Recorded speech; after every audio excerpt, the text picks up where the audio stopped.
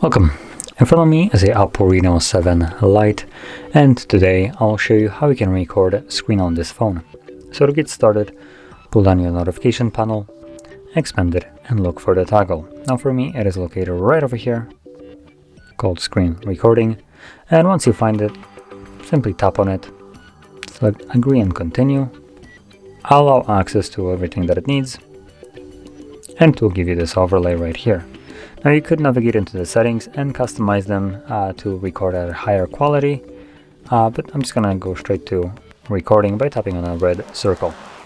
As you can see, it starts recording, so whatever I'll do right now will be recorded by the device. Now once I'm done, all you would need to do is interact with this overlay.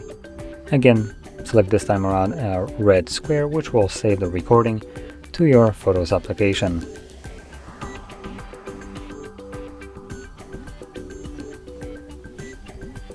And as you can see, there it is.